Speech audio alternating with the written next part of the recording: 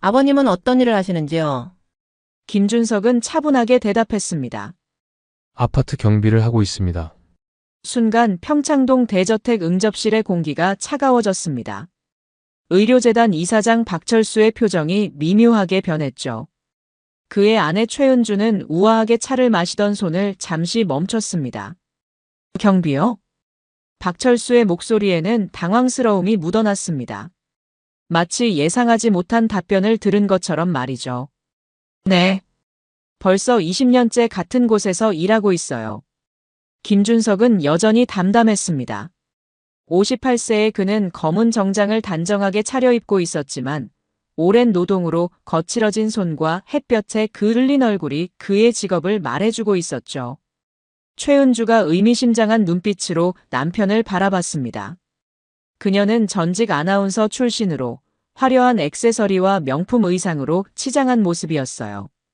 아, 그러시군요. 박철수의 대답은 건성이었습니다. 그의 시선이 김준석의 딸 소영에게로 향했죠. 26세의 소영은 간호사복이 아닌 단정한 원피스를 입고 있었지만 부모의 반응에 불안해하는 기색이 역력했습니다. 소영이는 간호사로 일하고 있어요. 김준석의 아내 정희가 조심스럽게 말했습니다. 그녀 역시 평범한 옷차림으로 이 화려한 대저택 분위기와는 사뭇 다른 모습이었어요. 간호사. 좋은 직업이지요. 최은주가 겉으로는 웃었지만 그 웃음 뒤에 숨겨진 의미를 알아차리지 못할 사람은 없었습니다. 이때 의대생인 박민우가 조심스럽게 입을 열었습니다. 아버지, 어머니. 소영이는 정말 좋은 사람이에요. 하지만 박철수의 표정은 이미 굳어져 있었습니다. 그는 김준석을 다시 한번 위아래로 훑어보더니 말했죠. 그런데 말씀드리기 조심스럽지만 우리 집안은 의료계 가문이거든요. 할아버지 때부터 3대째 의사 집안이고 저도 의료재단을 운영하고 있고요. 김준석은 고개를 끄덕였습니다. 좋은 일 하고 계시는군요. 최은주가 끼어들었습니다. 민우 아버지는 너무 겸손하세요. 서울 시내 대형 병원 여러 곳을 소유하고 계시거든요.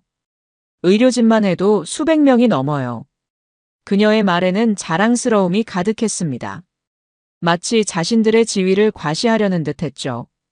대단하시네요. 김준석의 반응은 여전히 담담했습니다. 하지만 그의 눈빛에는 무언가 깊은 생각이 스쳐 지나가고 있었어요. 박철수가 본격적으로 말문을 열기 시작했습니다. 솔직히 말씀드리면 저희도 고민이 많았어요. 민우가 소영양을 좋아한다고 해서 이렇게 자리를 마련한 거지만 무슨 고민이신지요? 김준석이 조용히 물었습니다. 어떻게 표현해야 할까요? 집안격이라고 해야 할까요? 최은주가 거들었습니다. 맞아요. 결혼이라는 게 단순히 두 사람만의 일이 아니잖아요. 양쪽 가문의 결합이기도 하고요. 소영의 얼굴이 점점 붉어졌습니다. 그녀의 손이 무의식적으로 치마를 잡고 있었죠. 저희 아이들이 서로 좋아한다면 그걸로 충분하지 않을까요? 정희가 조심스럽게 말했습니다. 물론 사랑도 중요하죠. 하지만 현실을 무시할 수는 없잖아요. 박철수의 목소리가 점점 단호해졌습니다. 경제적인 부분도 그렇고 사회적 지위도 그렇고 너무 차이가 나면 나중에 문제가 생기거든요. 김준석은 차잔을 천천히 내려놓았습니다. 그의 표정에는 여전히 변화가 없었지만 그 평온함 속에 무언가 단단한 의지가 느껴졌어요. 어떤 문제 말씀이신지요? 생활 수준이 다르면 갈등이 생기죠. 특히 경제적인 부분에서요. 최은주가 날카롭게 말했습니다. 저희 민우는 나중에 의료재단을 물려받을 아이거든요. 그에 걸맞는 배우자가 필요한 거죠. 박민우가 불편한 표정으로 말했습니다. 어머니, 그런 식으로 말씀하시면. 민우야, 내가 아직 어려서 모르는 거야. 결혼은 신중해야 하는 거라고. 박철수가 아들을 제지했습니다. 김준석이 처음으로 입을 열었습니다. 그럼 저희 딸이 부족하다는 말씀이신가요? 부족하다는 게 아니라. 최은주가 말을 잇지 못했습니다. 김준석의 차분한 시선이 그녀를 압도하고 있었거든요. 솔직히 말씀드리겠습니다. 박철수가 결국 본심을 드러냈습니다. 경비와 의사, 간호사와 의료재단 후계자. 이게 어울린다고 생각하세요? 순간 응접실이 고요해졌습니다. 소영의 눈가에 눈물이 맺혔고 정희는 가슴을 조이며 남편을 바라봤습니다. 김준석은 여전히 침착했습니다. 그래서 어쩌자는 말씀이신지요? 저희는 이 결혼을 반대합니다. 박철수의 선언에 박민우가 깜짝 놀랐습니다. 아버지, 갑자기 그러시면. 민우야, 내 장래를 위해서야. 최은주가 아들을 달랬습니다. 소영 양도 이해해 주실 거예요. 서로에게 좋지 않은 결혼이라는 걸 말이에요. 김준석이 자리에서 일어났습니다. 알겠습니다. 더 이상 패 끼치지 않겠어요. 그의 목소리는 여전히 평온했지만 그 평온함이 오히려 더 위협적으로 느껴졌습니다. 소영아, 일어나자. 아빠. 소영이 눈물을 참으며 일어났습니다. 정희도 조용히 자리에서 일어났죠. 그럼 이만 실례하겠습니다. 김준석이 정중하게 인사했습니다. 박철수 부부는 서로 시선을 교환하며 안도의 표정을 지었습니다. 마치 골치 아픈 일을 해결한 것처럼 말이죠. 하지만 그들은 몰랐습니다. 김준석이 대저택을 나서면서 마지막으로 둘러본 그 시선 속에 어떤 의미가 담겨 있는지를요. 차에 오른 김준석 가족은 한동안 말이 없었습니다. 소영은 창밖을 바라보며 조용히 흐느꼈고 정희는 딸의 어깨를 토닥이고 있었죠. 아빠, 죄송해요. 소영이 작은 목소리로 말했습니다. 뭐가 죄송해? 우리 딸 잘못 없어. 김준석의 목소리는 따뜻했습니다. 하지만 그의 눈빛에는 분노보다 더 차가운 무언가가 서려 있었어요. 마치 중요한 결정을 내린 사람의 표정 같았죠. 그날 밤 김준석은 서재에서 오래된 서류함을 꺼냈습니다. 그 안에는 30년 전부터 차곡차곡 쌓아온 부동산 관련 서류들이 가득했어요. 그 중에서도 평창동 관련 서류를 찾아냈습니다.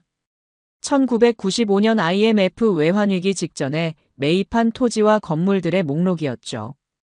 김준석의 입가에 미묘한 미소가 번졌습니다. 이제 진짜 교육을 받을 때가 됐군. 그의 목소리는 여전히 조용했지만 그 안에는 단단한 결의가 담겨 있었습니다. 다음 날 아침 김준석은 평소와 다름없이 경비 유니폼을 입고 출근했습니다. 하지만 그의 주머니에는 특별한 명함 한 장이 들어 있었어요. 그리고 그날 오후 한 통의 전화가 평창동 대저택으로 걸려왔습니다. 박철수는 여유롭게 커피를 마시고 있었습니다. 어젯밤부터 마음이 한결 가벼워졌거든요. 골치 아픈 문제 하나를 깔끔하게 정리했다는 생각이 들었죠. 여보, 어제 잘 처리한 것 같아.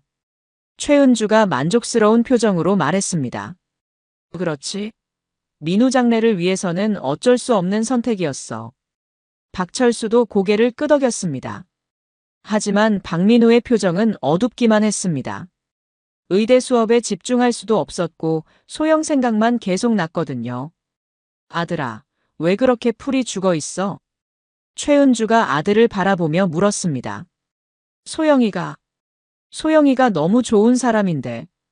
박민우가 힘없이 말했습니다. 좋은 사람이라고 다 결혼할 수 있는 건 아니야. 현실을 봐야지. 박철수가 단호하게 말했습니다. 아버지는 정말 직업으로 사람을 판단하시는 거예요? 내 장래를 생각해서 하는 말이야. 경비 아버지를 둔 며느리라. 우리 병원 직원들이 뭐라고 하겠어? 최은주가 거들었습니다. 그런 게 중요해요? 사랑이 더 중요하지 않나요? 박민우가 반발했습니다. 민우야, 넌 아직 사회를 몰라. 체면이라는 게 있어. 박철수의 목소리가 날카로워졌습니다. 특히 우리 같은 지위에 있으면 더욱 그래. 함부로 할 수 없는 거야. 그때 박민우의 휴대폰이 울렸습니다. 소영에서 온 문자였어요. 오빠, 어제 일 때문에 많이 상처받았어요. 하지만 오빠 탓은 아니에요. 시간을 좀 가져도 될까요? 박민우는 문자를 읽고 가슴이 답답해졌습니다. 소영의 마음을 생각하니 더욱 미안했거든요. 아들아, 그 애한테 연락하지 마. 깔끔하게 정리하는 게 서로에게 좋아. 최은주가 아들의 휴대폰을 보며 말했습니다. 어머니, 그래도 2년을 사귀었는데 2년이든 10년이든 안 되는 건 안 되는 거야. 박철수가 냉정하게 말했습니다. 그날 오후 박민호는 결국 소영에게 전화를 걸었습니다. 소영아, 나야. 오빠. 소영의 목소리는 힘이 없었습니다. 어제 일 정말 미안해. 우리 부모님이 너무하셨어. 괜찮아요. 이해해요. 소영이 애써 밝게 대답했지만 그 목소리 속에는 상처가 고스란히 담겨 있었습니다. 소영아, 사실 말이야. 박민우가 말을 망설였습니다. 뭔데요? 우리 좀 생각해보자. 시간을 두고 말이야. 박민우의 말에 소영은 무슨 뜻인지 알 수 있었습니다. 오빠가 부모님 말씀에 동의한다는 뜻이에요? 그런 게 아니라 지금 상황이 너무 복잡해서 박민우는 제대로 된 답을 하지 못했습니다. 알겠어요. 오빠도 힘드시겠네요. 소영의 목소리가 더욱 차가워졌습니다. 소영아, 오해하지 마. 난 정말 아니에요. 이해해요. 2년 동안 고마웠어요. 소영이 먼저 전화를 끊어버렸습니다. 박민우는 휴대폰을 들고 한참을 멍하니 있었습니다. 뭔가 중요한 걸 잃어버린 것 같은 기분이었거든요. 잘했어, 아들아. 최은주가 아들의 어깨를 두드리며 말했습니다. 이제 마음 편히 공부에만 집중해. 하지만 박민우의 마음은 전혀 편하지 않았습니다. 한편 소영은 전화를 끊고 나서 펑펑 울기 시작했습니다. 2년 동안 쌓아온 사랑이 하루아침에 무너져 내린 것 같았거든요. 딸아, 괜찮아? 김준석이 딸의 방문을 두드렸습니다. 아빠. 소영이 문을 열며 아버지의 품에 안겼습니다. 민우가 뭐라고 하니? 헤어지자고 했어요. 시간을 두고 생각해보자면서 김준석의 눈빛이 차가워졌습니다. 그 친구도 결국 부모 말에 휘둘렸구나. 아빠, 제가 부족해서 그런 걸까요? 무슨 소리야? 우리 딸이 뭐가 부족해? 김준석이 딸의 머리를 쓰다듬었습니다. 하지만 아빠 직업 때문에. 직업에 귀천이 어디 있어? 정직하게 살면 되는 거야. 김준석의 목소리는 단호했습니다. 그런데 왜 그 사람들은 그렇게 말한 걸까요? 세상에는 그런 사람들이 있어. 겉만 보고 사람을 판단하는 사람들 말이야. 김준석이 창밖을 바라보며 말했습니다. 하지만 그런 사람들은 언젠가 자신의 어리석음을 깨닫게 될 거야. 그의 목소리에는 무언가 의미심장한 뉘앙스가 담겨 있었습니다. 딸아, 아빠가 하나만 약속할게. 뭐예요, 아빠? 너를 무시한 사람들이 얼마나 어리석었는지 보여줄게. 아빠, 무슨 뜻이에요? 김준석은 미소만 지을 뿐 대답하지 않았습니다. 그날 밤, 김준석은 서재에서 중요한 전화를 걸었습니다. 김 회장님, 안녕하세요. 준석입니다. 아, 준석 씨. 오랜만이야. 어떻게 지내? 전화 너머로 듣기 좋은 목소리가 들려왔습니다. 잘 지내고 있어요. 그런데 부탁 하나 있어서 연락드렸는데. 뭔데? 말해봐. 평창동 쪽 임대 계약 건인데요. 김준석이 차근차근 설명을 시작했습니다. 1시간 후 통화를 마친 김준석의 얼굴에는 만족스러운 표정이 떠올랐습니다. 이제 시작이군. 그가 혼잣말로 중얼거렸습니다. 다음 날 아침 평창동 대저택에는 평온한 일상이 흘러가고 있었습니다. 박철수는 병원에 출근 준비를 하고 있었고 최은주는 여유롭게 신문을 읽고 있었죠. 그때 초인종이 울렸습니다. 누구지? 최은주가 인터폰을 확인했습니다. 안녕하세요. 부동산 중개업체에서 나왔습니다. 부동산? 우리 집 팔 생각 없는데. 최은주가 의아해했습니다. 판매가 아니라 임대 관련해서 왔습니다. 중요한 서류 전달드릴 게 있어서요. 최은주는 어리둥절했지만 문을 열어주었습니다. 무슨 서류인데요? 임대차 계약 해지 통지서입니다. 부동산 중개업체 직원이 공식 서류를 내밀었습니다. 계약 해지요? 무슨 소리예요? 최은주가 당황해서 물었습니다. 건물주께서 임대차 계약을 해지하기로 결정하셨습니다. 30일 내에 이사 나가시면 됩니다. 이게 무슨... 최은주가 서류를 받아들고는 얼굴이 하얘졌습니다. 여보, 큰일 났어. 그녀가 박철수를 급하게 불렀습니다. 왜 그래? 무슨 일이야? 박철수가 넥타이를 매며 나왔습니다. 우리 집 나가라고 해. 계약 해지 통지서가 왔어. 뭐라고? 박철수가 서류를 빼앗아 읽어보더니 얼굴이 굳어졌습니다.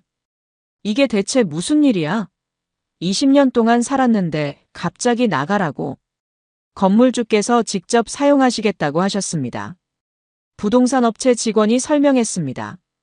건물주가 누구인데? 박철수가 다급하게 물었습니다. 김준석이라는 분이신데요.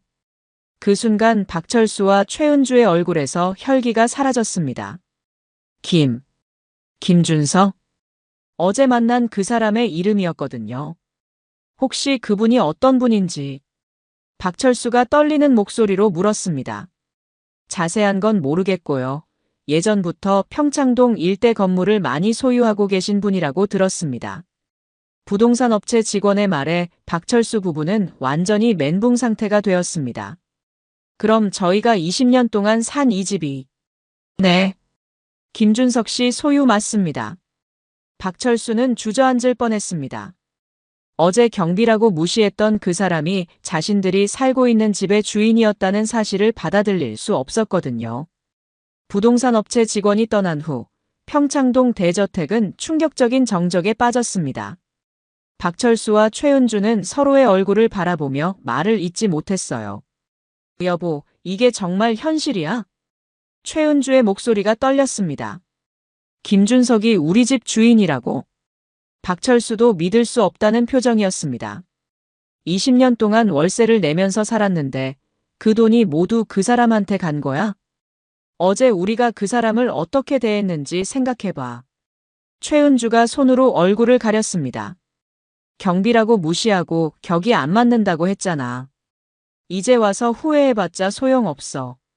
박철수가 한숨을 내쉬었습니다. 그런데 경비가 어떻게 평창동에 집을 소유할 수 있어? 뭔가 이상해. 분명히 다른 이유가 있을 거야. 박철수가 급하게 인터넷을 검색하기 시작했습니다.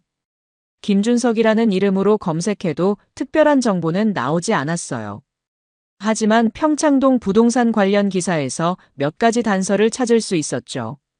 여보, 이것 좀 봐. 박철수가 컴퓨터 화면을 가리켰습니다. 평창동 일대 부동산 투자로 큰 수익을 올린 개인 투자자들이 있다는 기사였어요. 1990년대 중반 IMF 외환위기 직전에 대량으로 부동산을 매입한 사람들이 지금은 엄청난 부자가 되었다는 내용이었죠. 설마 그 사람이... 최은주가 중얼거렸습니다. 그때 박민우가 학교에서 돌아왔습니다. 엄마, 아빠, 왜 그렇게 심각해? 민우야, 큰일 났어. 최은주가 아들에게 상황을 설명했습니다. 뭐라고?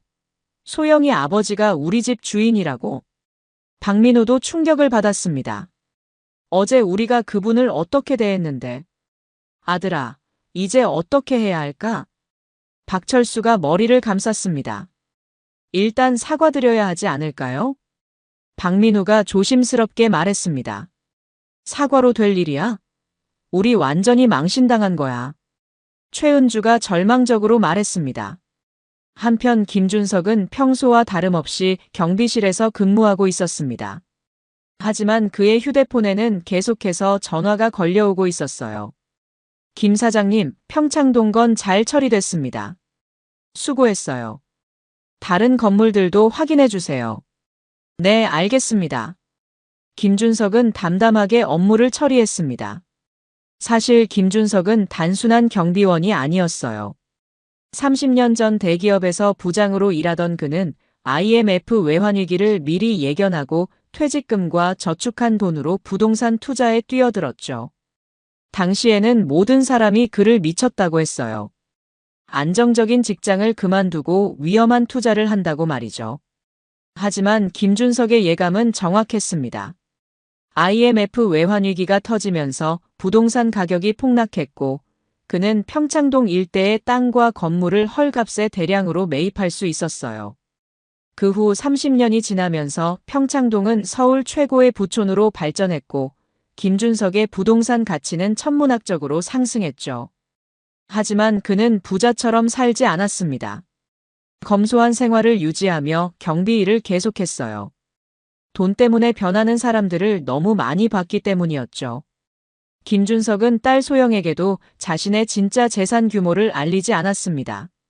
평범하고 성실하게 살아가기를 바랐거든요. 하지만 어제 평창동 대저택에서 일어난 일은 그의 마음을 바꿔놓았습니다. 자신과 딸을 무시한 사람들에게 제대로 된 교육을 시켜줄 때가 왔다고 생각했어요. 아저씨, 오늘 뭔가 다르시네요. 동료 경비원이 김준석에게 말했습니다. 뭐가 다른가요? 표정이 좀 무서워 보여요. 김준석이 웃었습니다. 그런가요? 별일 아니에요. 하지만 그의 눈빛에는 분명 평소와 다른 무언가가 서려 있었어요. 그날 저녁 김준석은 집에서 딸과 아내에게 진실을 털어놓기로 결심했습니다. 소영아, 정희야. 할 말이 있어. 뭔데요, 아빠? 소영이 궁금해했습니다. 사실 아빠가 숨긴 게 있었어. 김준석이 서재에서 오래된 서류들을 가져왔습니다. 이게 뭐예요? 정희가 서류를 들춰보며 물었습니다. 부동산 등기부등본이에요. 소영이 서류를 자세히 보더니 깜짝 놀랐습니다. 아빠, 이 주소. 어제 갔던 그 집이에요. 맞아. 그 집이 아빠 거야. 뭐라고요? 정희와 소영이 동시에 외쳤습니다. 어제 너희를 무시했던 그 사람들이 20년 동안 아빠한테 월세를 내고 산 거야. 김준석의 말에 모녀는 말문이 막혔습니다. 아빠가 부자셨던 거예요? 부자라고 하기는 못하지만 그래도 평창동 일대에 건물을 좀 갖고 있어. 좀이 아니라 많이 가지고 계신 것 같은데요. 소영이 서류들을 보며 말했습니다. 왜 지금까지 숨기셨어요? 돈 때문에 사람들이 변하는 걸 너무 많이 봤거든. 너희들도 평범하게 살았으면 했어. 김준석이 솔직하게 말했습니다. 그럼 경비일은 왜 계속하세요? 일하는 게 좋아. 사람들과 부대끼며 사는 게 의미 있거든. 정희가 남편을 새로운 눈으로 바라봤습니다. 당신 정말 대단한 사람이었네. 아빠, 그럼 어제 그 사람들한테. 응.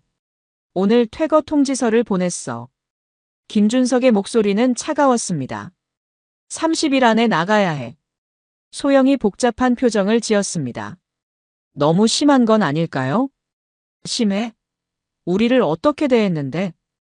김준석이 딸을 바라봤습니다. 너를 무시하고 우리 가족을 깔본 사람들이야. 이 정도는 받아 마땅해. 하지만 민우 오빠는 그 친구도 결국 부모 편을 들었잖아. 너를 지켜주지 못했고. 김준석의 말이 전곡을 찔렀습니다. 이제 그 사람들이 어떤 사람인지 제대로 보게 될 거야. 아빠의 말에 소영은 더 이상 반박할 수 없었습니다. 그날 밤 평창동 대저택에서는 박철수 가족이 긴급 회의를 하고 있었습니다. 어떻게 해야 할까? 박철수가 머리를 감쌌습니다. 일단 그분께 연락을 드려봐야 하지 않을까? 최은주가 말했습니다. 연락처를 어떻게 알아? 박민우가 답했습니다. 소영이한테 물어볼 수는 없고. 그럼 그분이 일하는 곳으로 직접 찾아가야겠어. 박철수가 결심한 듯 말했습니다.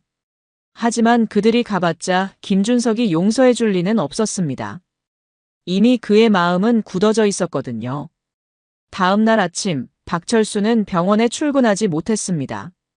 밤새 잠을 이루지 못한 그는 창백한 얼굴로 거실에 앉아 있었어요.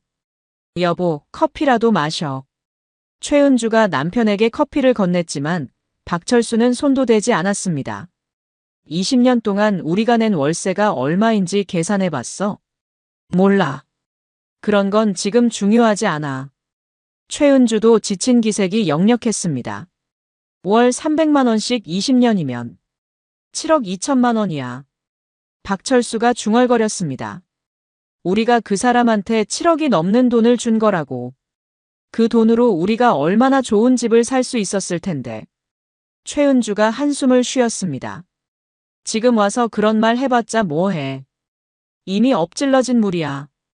그때 박민우가 학교에서 급하게 돌아왔습니다. 아빠, 엄마, 큰일 났어요. 뭔데 또? 박철수가 피곤한 표정으로 물었습니다. 학교에서 소문이 났어요. 우리가 평창동 집에서 쫓겨 난다고. 뭐라고? 최은주가 놀라며 일어났습니다. 의대 동기 중에 부동산 관련 일하는 친구가 있는데 그 친구가 얘기하더라고요. 박민우의 말에 부모는 더욱 당황했습니다. 벌써 소문이 났다고? 네. 평창동에서 20년 살던 의사 집안이 갑자기 쫓겨났다는 얘기가 돌고 있어요. 박철수의 얼굴이 더욱 어두워졌습니다. 체면이고 뭐고 다 망신당했네. 아빠, 어떻게 하실 거예요? 박민우가 걱정스럽게 물었습니다. 뭘 어떻게 해? 나가야지. 박철수가 체념한 듯 말했습니다. 그냥 나가면 돼요? 사과부터 드려야 하는 거 아닌가요? 맞아.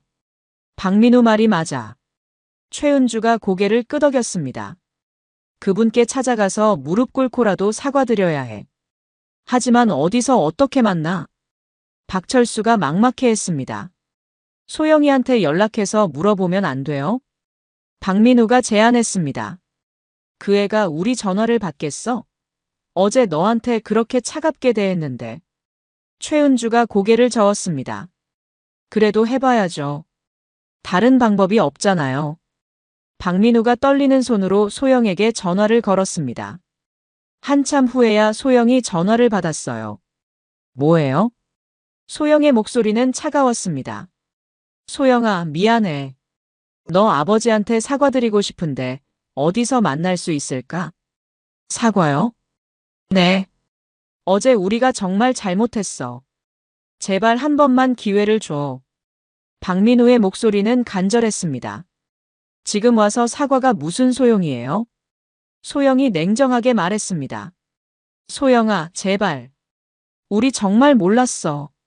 너 아버지가 그런 분인 줄. 그런 분은 무슨 뜻이에요? 경비면 무시해도 되고 부자면 떠받들어야 한다는 거예요? 소영의 반박에 박민우는 할 말을 잃었습니다. 오빠도 결국 그런 사람이었네요. 사람을 돈으로 판단하는. 아니야, 소영아.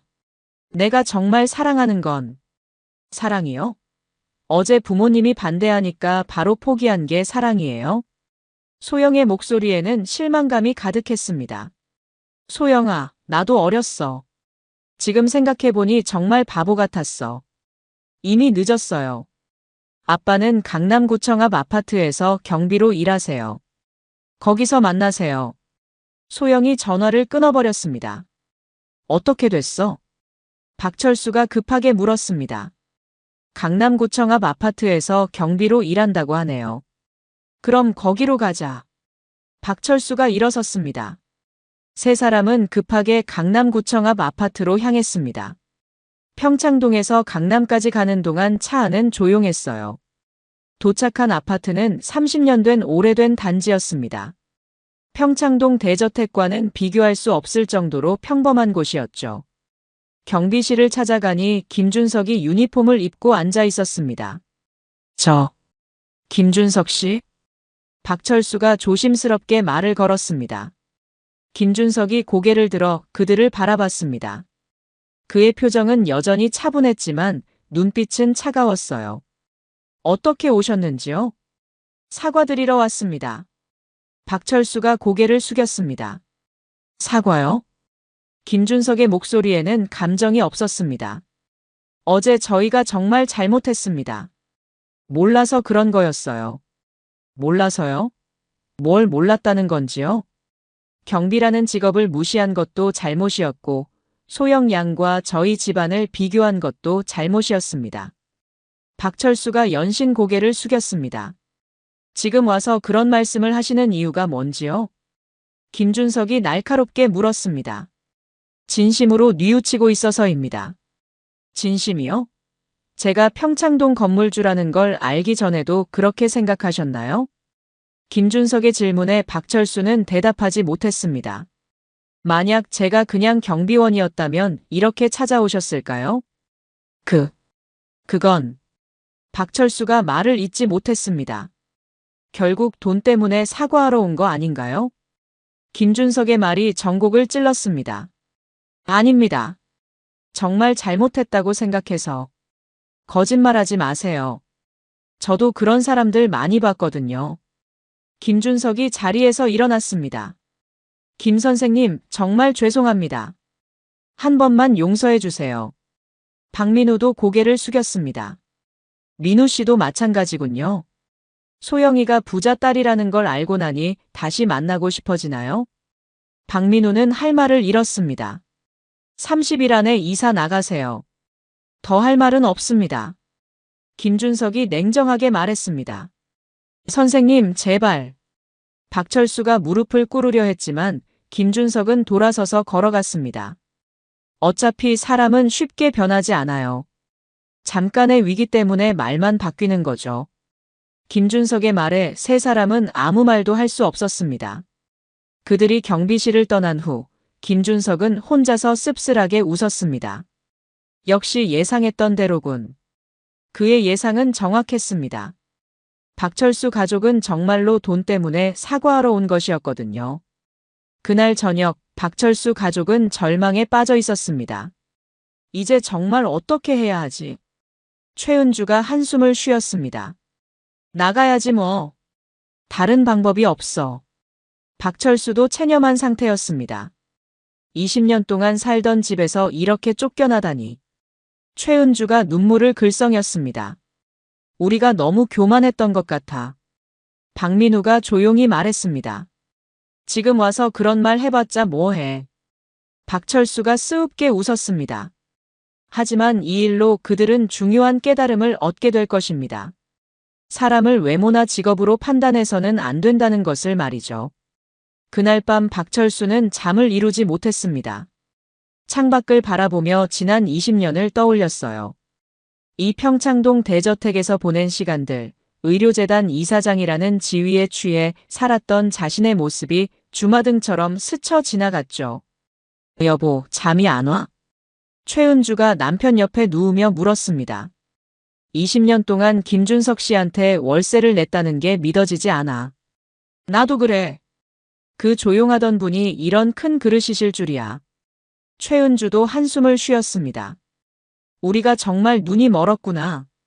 사람을 겉모습으로만 판단하고. 박철수가 자책하듯 말했습니다. 다음 날 아침 박민우는 대학교에 가지 못했습니다. 친구들의 시선이 부담스러웠거든요. 아들아, 학교는 안 가? 최은주가 걱정스럽게 물었습니다. 어떻게 가요? 벌써 소문이 다 났는데. 박민우의 목소리는 힘이 없었습니다. 그래도 공부는 해야지. 공부가 머리에 들어와요? 소영이 생각만 나는데. 박민우가 한숨을 쉬었습니다. 너 정말 그 애 좋아했구나. 이제 와서 알았어요. 진짜 사랑이 뭔지. 박민우의 눈가가 촉촉해졌습니다.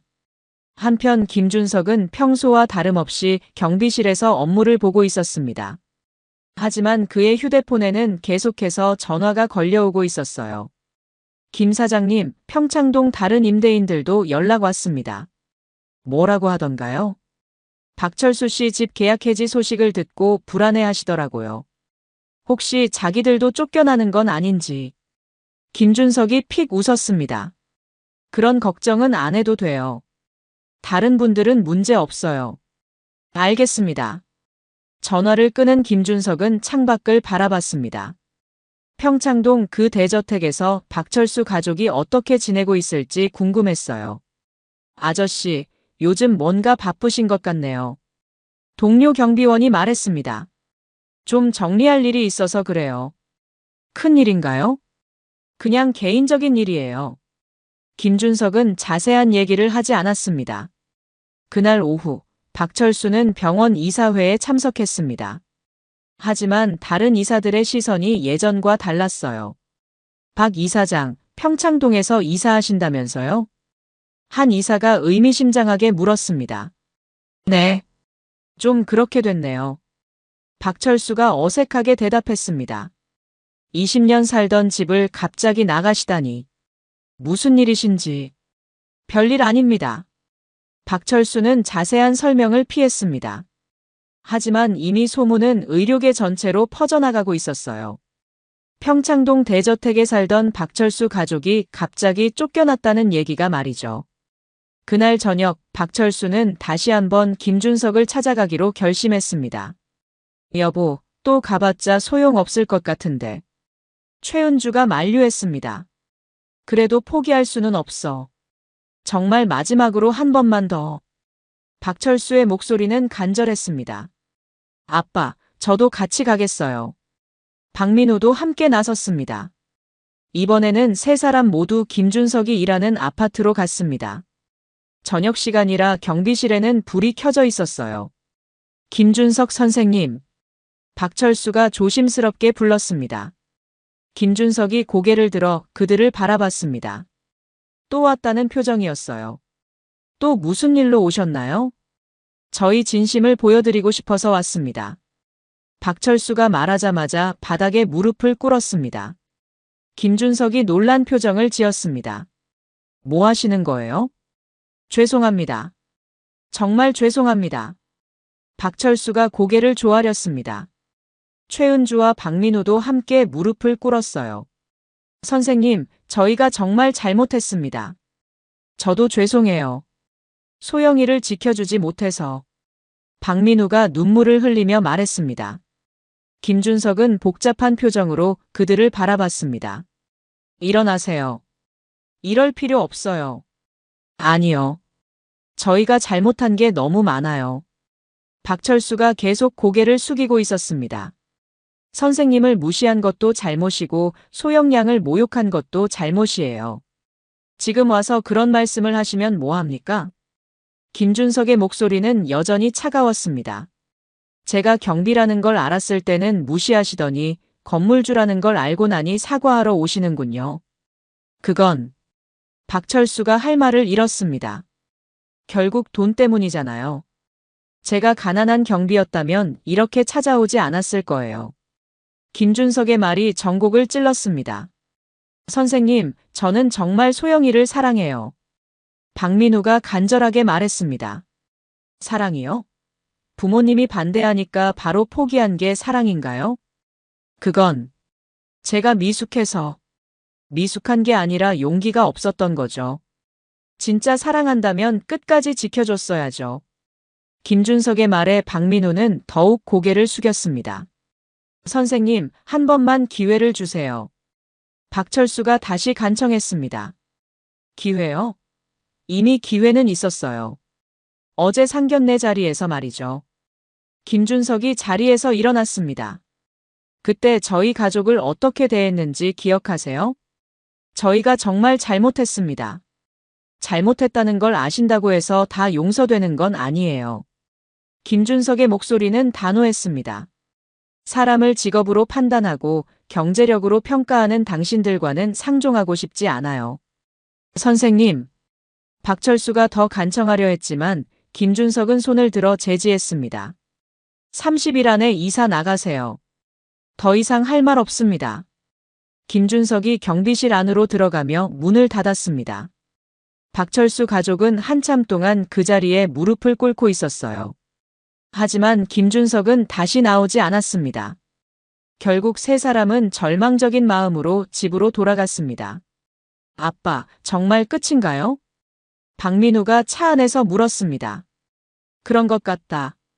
그분 마음이 이미 굳어져 있어. 박철수가 한숨을 쉬었습니다.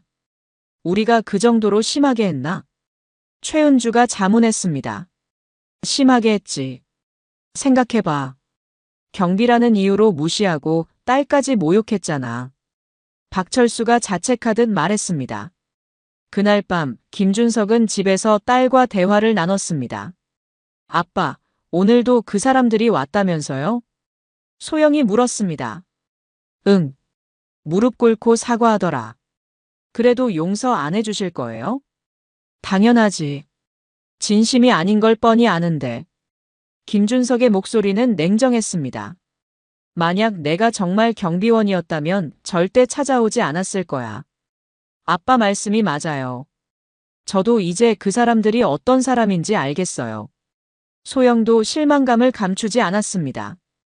특히 박민우는 더 실망스러워. 진짜 사랑한다면 부모 말에 휘둘리지 말았어야지. 그래요. 정작 중요한 순간에는 저를 지켜주지 못하더라고요. 소영의 목소리에는 서운함이 담겨 있었습니다. 우리 딸이 더 나은 사람을 만날 거야. 진짜 사람을 알아보는 사람 말이야. 김준석이 딸의 머리를 쓰다듬었습니다. 한편 평창동 대저택에서는 박철수 가족이 이사 준비를 하고 있었습니다. 20년 동안 모은 물건들이 정말 많네. 최은주가 짐을 정리하며 말했습니다. 추억도 많고. 박철수가 씁쓸하게 웃었습니다. 새 집은 어디로 정했어요? 박민우가 물었습니다. 일단 강남 아파트로 전세 구했어.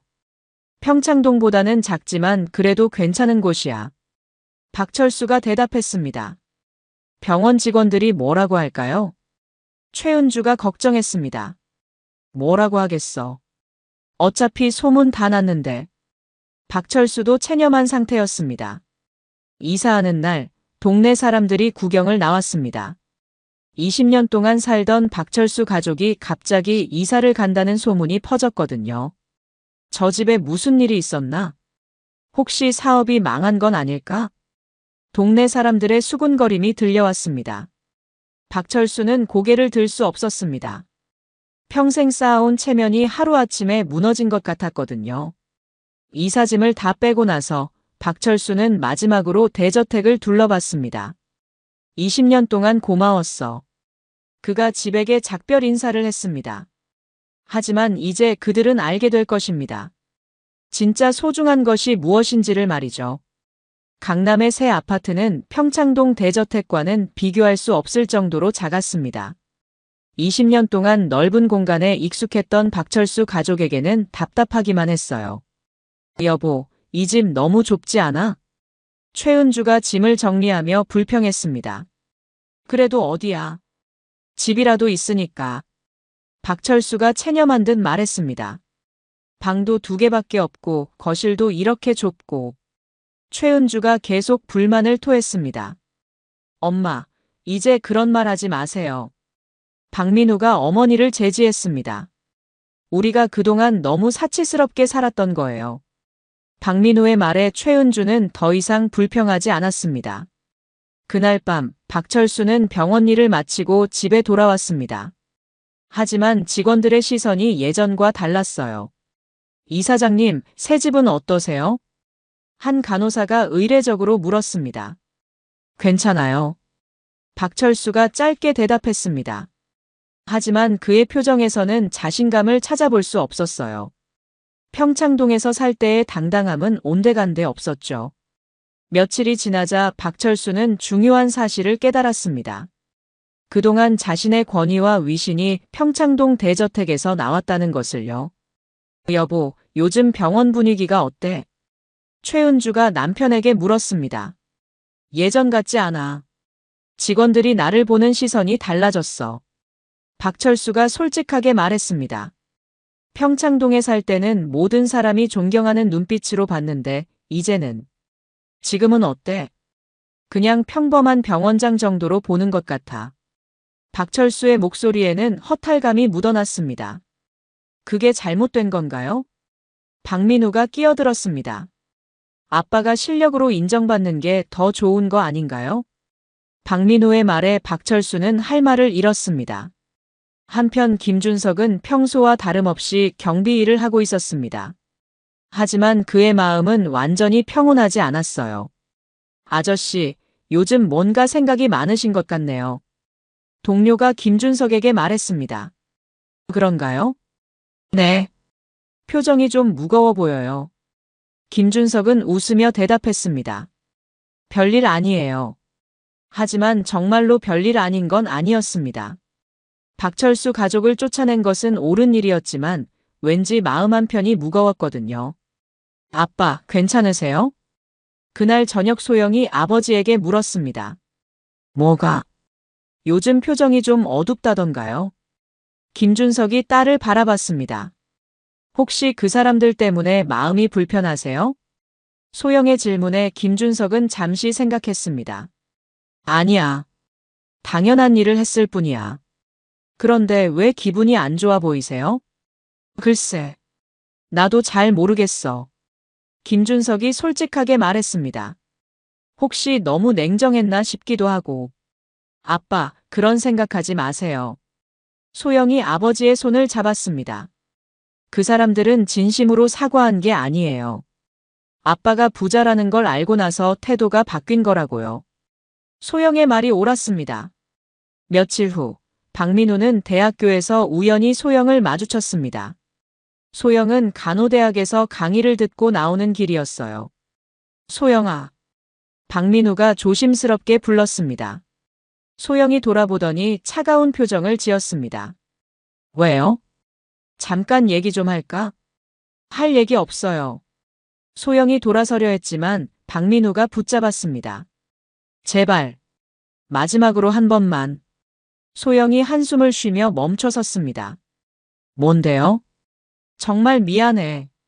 내가 너무 바보였어. 지금 와서 미안하다고 하면 뭐가 달라져요? 소영의 목소리는 차가웠습니다. 나도 이제 깨달았어. 진짜 중요한 게 뭔지. 진짜 중요한 게 뭔데요? 사람이야. 직업이나 돈이 아니라. 박민우의 말에 소영이 비웃었습니다. 이제 와서 그런 말 해요? 정말이야. 우리 가족이 평창동에서 쫓겨나면서 많은 걸 깨달았어. 그래서요? 저한테 뭘 바라는 거예요? 박민우가 무릎을 꿇었습니다. 대학교 복도 한복판에서 말이에요. 다시 기회를 줘. 내가 정말 변했어. 오빠 일어나세요. 사람들이 봐요. 소영이 당황했습니다. 안 일어나. 너가 용서해 줄 때까지. 박민우의 목소리는 간절했습니다. 주변 학생들이 구경을 하기 시작했어요. 오빠, 정말 그만해요. 소영이 박민우를 일으켜 세웠습니다. 이미 끝난 일이에요. 더 이상 저희를 괴롭히지 마세요. 소영이 돌아서서 걸어갔습니다. 박민우는 그 자리에서 한참을 서 있었어요. 정말로 모든 게 끝났다는 걸 깨달았거든요. 그날 저녁 박민우는 부모에게 모든 걸 털어놓았습니다. 아빠, 엄마. 나 소영이 포기할래. 박철수와 최은주가 놀랐습니다. 포기한다고? 네. 더 이상 그 애를 괴롭히고 싶지 않아요. 박민우의 목소리는 의연했습니다. 그게 맞는 것 같아. 우리가 너무 큰 상처를 줬거든. 박철수도 고개를 끄덕였습니다. 사실 나도 많이 반성했어. 사람을 직업으로 판단했던 게 얼마나 잘못된 일인지. 최은주도 말했습니다. 앞으로는 그런 실수하지 말자. 세 사람은 서로를 바라보며 고개를 끄덕였습니다. 그들은 비로소 진짜 깨달음을 얻기 시작했어요. 사람의 가치는 돈이나 지위가 아니라 인격에 있다는 것을 말이죠. 한편 김준석은 딸과 함께 저녁 산책을 하고 있었습니다.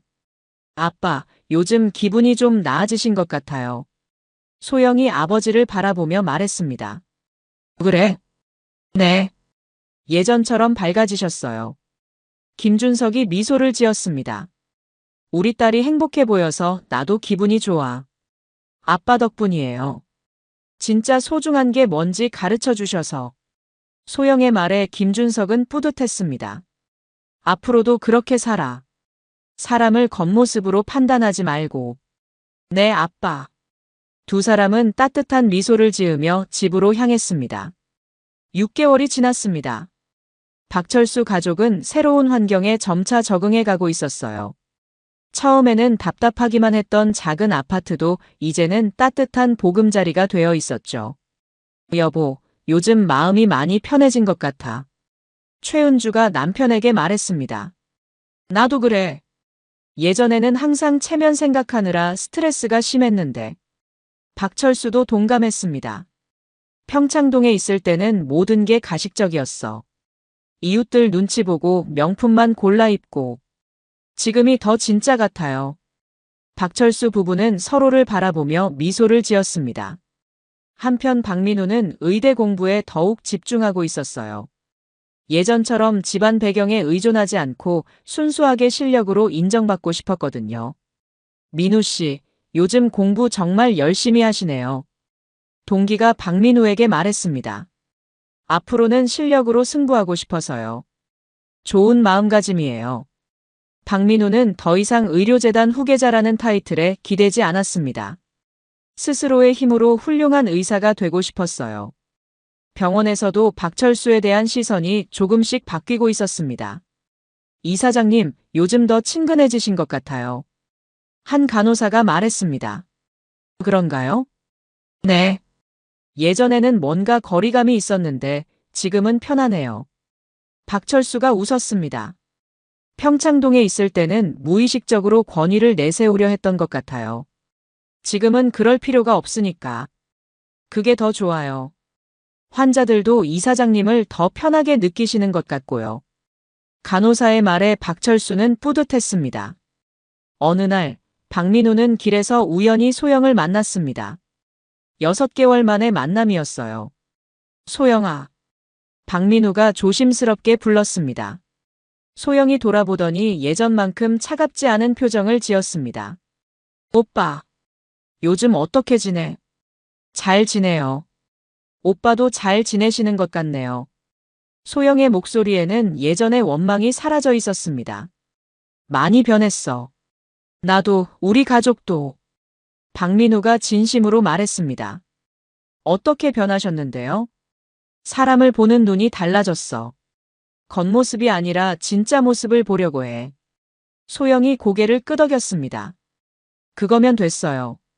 소영아, 마지막으로 하나만 말할게. 뭔데요? 정말 미안했어. 그리고 행복해. 박민우의 목소리는 진심 어렸습니다. 오빠도 좋은 사람 만나서 행복하세요. 소영도 따뜻하게 웃었습니다. 두 사람은 서로에게 상처를 줬지만 그 상처를 통해 성장할 수 있었어요. 그날 저녁 소영은 아버지에게 박민우와 만난 일을 이야기했습니다. 많이 변한 것 같더라고요. 그래? 어떻게? 예전처럼 거만하지 않고 진심으로 사과하는 것 같았어요. 김준석이 고개를 끄덕였습니다. 사람은 위기를 겪으면서 성장하는 법이야. 아빠, 혹시 후회하세요? 뭘? 그 사람들을 너무 냉정하게 대한 거요. 김준석이 잠시 생각했습니다. 후회하지는 않아. 하지만 그들이 정말 변했다면 그것도 의미 있는 일이지. 아빠는 정말 현명하세요. 소영이 아버지를 존경스럽게 바라봤습니다. 며칠 후 김준석은 평창동을 지나게 되었습니다. 우연히 박철수의 옛집 앞을 지나치게 되었어요. 이제는 새로운 세입자가 살고 있었습니다. 젊은 부부 같아 보였어요. 김준석은 잠시 그 집을 바라봤습니다. 6개월 전 그 집에서 벌어진 일들이 떠올랐죠. 그때는 분노했지만 지금은 마음이 편했습니다. 옳은 일을 했다는 확신이 있었거든요. 한편 박철수도 가끔 평창동을 지나곤 했습니다. 20년을 산 곳이라 그리워지기도 했어요. 여보, 평창동 그립지 않아? 최은주가 물었습니다. 처음에는 그리웠는데 지금은 별로야. 정말로요? 응. 지금 사는 곳이 더 편해. 박철수의 말은 진심이었습니다. 평창동에서는 항상 남들 시선을 의식해야 했거든. 지금은 그런 스트레스가 없어. 맞아요. 저도 그래요. 최은주도 동감했습니다. 그들은 진짜 행복이 무엇인지 깨닫기 시작했어요. 어느 날 소영은 병원에서 새로운 사람을 만났습니다. 같은 병원에서 일하는 젊은 의사였어요. 안녕하세요. 새로운 김태준입니다. 안녕하세요. 간호사 김소영입니다. 김태준은 소영과는 달리 화려한 배경이 없었습니다. 시골에서 올라와 혼자 힘으로 의대를 졸업한 사람이었어요. 하지만 환자들을 대하는 그의 진심 어린 모습에 소영은 감동했습니다. 태준 선생님은 정말 환자를 사랑하시는 것 같아요. 소영이 말했습니다. 당연하죠. 이 일이 천직이라고 생각해요. 김태준의 대답은 단순하지만 진심이 담겨 있었습니다. 소영은 이런 사람이야말로 진짜 의사라고 생각했어요. 박민우처럼 집안 배경에 의존하는 게 아니라 순수한 열정으로 일하는 사람 말이죠. 며칠 후 김태준이 소영에게 말했습니다. 소영 씨, 시간 되시면 커피 한 잔 하실래요? 소영이 미소를 지었습니다. 좋아요. 두 사람은 병원 근처 카페에서 대화를 나눴습니다. 소영 씨 아버지는 어떤 일을 하세요? 김태준이 물었습니다. 경비 일을 하세요. 소영이 당당하게 대답했습니다. 아, 그러시는군요. 정말 중요한 일이시네요. 김태준의 반응에 소영은 놀랐습니다. 중요한 일이라고요? 네. 사람들의 안전을 지키는 거잖아요. 멋진 일이에요. 김태준의 말에 소영은 감동했습니다. 이런 사람이야말로 진짜 사람이라고 생각했어요. 직업으로 사람을 판단하지 않는 사람 말이죠. 그날 저녁 소영은 아버지에게 김태준 이야기를 했습니다. 좋은 사람을 만난 것 같네. 김준석이 미소를 지었습니다. 네. 정말 진심 어린 사람 같아요. 그런 사람이야말로 진짜 괜찮은 사람이지. 김준석의 말에 소영은 고개를 끄덕였습니다. 이제 소영도 진짜 사랑이 무엇인지 알 것 같았어요. 겉모습이 아니라 마음을 보는 사랑 말이죠. 1년이 지났습니다. 모든 사람들의 삶이 안정을 찾아가고 있었어요. 박철수 가족은 작은 아파트 생활에 완전히 적응했습니다. 오히려 예전보다 더 행복해 보였어요. 여보, 내일 우리 결혼 기념일이야. 최은주가 남편에게 말했습니다. 아, 맞다. 뭐 하고 싶어? 평범한 식당에서 조용히 밥 먹으면 안 될까? 최은주의 제안에 박철수가 웃었습니다. 좋지. 예전처럼 비싼 레스토랑 갈 필요 없어. 맞아. 그때는 왜 그렇게 허영에 빠져 있었을까? 지금이 훨씬 진짜 같고 좋아. 박철수 부부는 서로를 바라보며 미소를 지었습니다. 박민우도 많이 변했습니다. 의대에서 최우수 성적을 받으며 실력으로 인정받고 있었어요. 민우, 너 정말 달라졌다.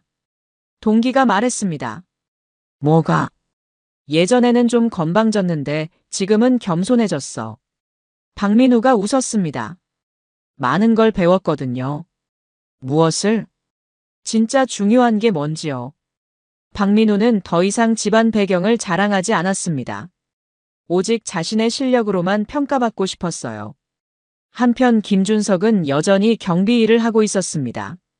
하지만 그의 마음은 더욱 평온해져 있었어요. 아저씨, 요즘 정말 행복해 보이세요. 동료가 말했습니다. 그런가요? 네. 표정이 한결 밝아졌어요. 딸이 좋은 사람 만나서 그런가 봐요. 김준석이 미소를 지었습니다. 실제로 소영은 김태준과 1년째 연애를 하고 있었습니다. 김태준은 소영의 가족을 진심으로 존중했어요. 안녕하세요, 아버지. 김태준이 김준석에게 정중하게 인사했습니다. 어서 와. 편하게 해. 김준석도 김태준을 아들처럼 대했습니다. 아버지께서 하시는 경비일 정말 대단하다고 생각해요. 김태준의 말에 김준석이 놀랐습니다. 대단하다고? 네. 사람들의 안전을 책임지시는 거잖아요. 정말 중요한 일이에요. 김태준의 진심 어린 말에 김준석은 감동했습니다.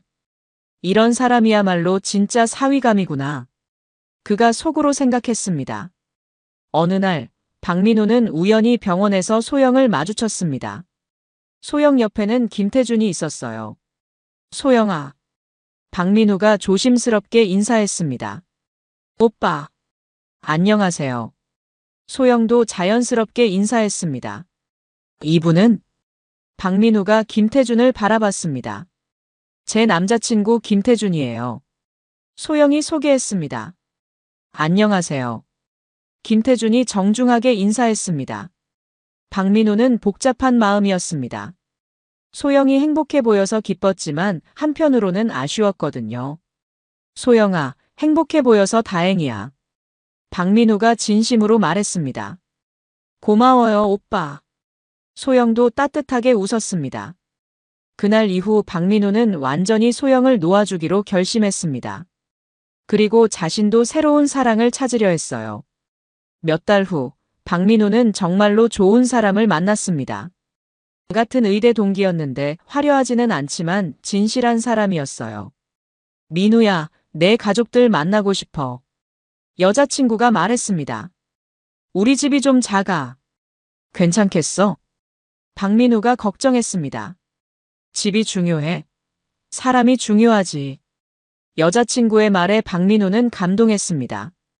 박민우가 여자친구를 집에 데려왔을 때 박철수 부부는 따뜻하게 맞아줬습니다. 어서 와. 우리 집이 좁아서 미안해. 박철수가 미안해했습니다. 아니에요. 정말 따뜻한 집 같아요. 여자친구가 진심으로 말했습니다. 이제 박철수 가족은 사람을 집의 크기나 재산으로 판단하지 않았습니다. 한편 소영과 김태준의 관계는 더욱 깊어져 갔습니다. 소영아, 우리 결혼 생각해보자. 김태준이 조심스럽게 말했습니다. 정말? 소영이 놀라며 물었습니다. 네. 아버지께도 허락받고 싶어요. 김태준의 말에 소영은 행복했습니다. 그날 저녁 김태준은 김준석에게 정식으로 청혼했습니다. 아버지, 소영이와 결혼하고 싶습니다. 김준석이 김태준을 바라봤습니다. 우리 딸을 행복하게 해줄 수 있겠어? 네. 평생 소영이를 사랑하겠습니다. 김태준의 눈빛은 진심 어렸습니다. 좋아. 우리 딸 부탁해. 김준석이 김태준의 손을 잡았습니다. 6개월 후 소영과 김태준의 결혼식이 열렸습니다. 소박하지만 따뜻한 결혼식이었어요. 김준석은 경비 유니폼이 아닌 정장을 입고 딸과 함께 버진로드를 걸었습니다. 아빠, 고마워요. 소영이 아버지에게 속삭였습니다. 우리 딸이 행복하면 돼. 김준석의 눈가에 눈물이 맺혔습니다. 결혼식장에는 많은 사람들이 와 있었습니다. 김준석의 동료들, 소영의 친구들, 김태준의 가족들이 모두 축하해줬어요. 그런데 놀라운 일이 일어났습니다. 박철수 가족도 결혼식장에 와 있었던 거예요. 소영이 박민우를 발견하고 깜짝 놀랐습니다. 오빠도 오셨어요? 축하하러 왔어. 정말 축하해. 박민우가 진심으로 말했습니다. 고마워요. 소영도 감사했습니다. 박철수도 김준석에게 다가와 인사했습니다. 축하드립니다. 박철수가 고개를 숙였습니다. 고마워요. 김준석도 담담하게 인사를 받았습니다. 정말 좋은 사위를 만나셨네요. 박철수가 김태준을 바라보며 말했습니다. 네. 진짜 좋은 사람이에요. 김준석이 자랑스럽게 말했습니다. 그날 결혼식에서 모든 사람들이 진정한 화해를 했습니다. 원망이나 미움이 아닌 서로를 이해하고 용서하는 마음으로요. 결혼식이 끝난 후 김준석은 딸 부부를 배웅했습니다. 아빠, 정말 고마웠어요. 소영이 아버지를 꼭 안았습니다. 행복해야 해. 그게 아빠한테는 가장 중요한 거야. 김준석이 딸을 쓰다듬었습니다. 장인어른, 소영이 잘 보살피겠습니다. 김태준도 인사했습니다. 우리 딸 부탁해. 그리고 너도 내 아들 같은 존재야. 김준석이 김태준의 어깨를 두드렸습니다. 그날 밤 김준석은 집에서 일기를 썼습니다. 오늘 딸이 결혼했다. 정말 좋은 사람을 만나서 다행이다. 김태준은 사람의 가치를 겉모습이 아닌 마음으로 판단하는 사람이다. 이런 사람이야말로 진짜 사위감이다. 1년 전 평창동에서 있었던 일들이 떠오른다. 그때는 화가 났지만 지금 생각해보니 모든 사람에게 좋은 교훈이 되었다. 박철수 가족도 변했고 우리 딸도 진짜 사랑이 무엇인지 깨달았다. 사람은 돈이나 지위로 판단해서는 안 된다. 진짜 중요한 것은 인격이다. 김준석이 일기를 다 쓰고 나서 창밖을 바라봤습니다. 모든 사람이 행복했으면 좋겠군. 그가 혼잣말로 중얼거렸습니다. 1년 후 소영은 김태준과의 사이에서 아이를 낳았습니다. 김준석은 할아버지가 되었어요. 할아버지. 손자가 김준석을 불렀습니다. 응, 우리 손자. 김준석이 손자를 안으며 웃었습니다. 아빠, 정말 행복해 보이세요. 소영이 아버지를 바라보며 말했습니다. 당연하지. 우리 가족이 모두 행복한데. 김준석의 얼굴에는 만족스러운 미소가 떠올랐습니다. 박민우도 결국 좋은 사람과 결혼했습니다. 더 이상 집안 배경에 의존하지 않고 자신의 실력으로 훌륭한 의사가 되었어요. 어느 날 길에서 김준석과 박민우가 우연히 마주쳤습니다. 안녕하세요. 박민우가 정중하게 인사했습니다. 잘 지내나? 김준석도 따뜻하게 인사했습니다. 네. 덕분에 많이 배웠습니다. 박민우의 말에 김준석이 고개를 끄덕였습니다. 좋은 의사 되어라. 네. 꼭 그렇게 하겠습니다. 두 사람은 서로를 향해 미소를 지으며 헤어졌습니다. 그날 저녁 김준석은 여전히 경비 유니폼을 입고 집으로 돌아갔습니다. 아빠, 오늘도 수고하셨어요. 소영이 아버지를 맞이했습니다. 우리 딸이 최고야. 김준석이 딸을 안으며 말했습니다. 이제 모든 사람들이 진짜 행복을 찾았습니다. 겉모습이나 돈이 아닌 진정한 사랑과 이해를 바탕으로 한 행복을요. 김준석은 마지막으로 이렇게 생각했습니다. 사람은 직업으로 판단해서는 안 된다. 경비든 의사든 중요한 것은 그 사람의 인격이다. 진짜 부자는 돈이 많은 사람이 아니라 마음이 풍요로운 사람이다. 그리고 진짜 사랑은 조건이 아니라 마음으로 하는 것이다. 오늘 이야기 좋으셨다면 구독, 댓글, 알람 설정 부탁드립니다. 여러분의 소중한 댓글 하나가 영상 제작에 큰 힘이 됩니다. 감사합니다.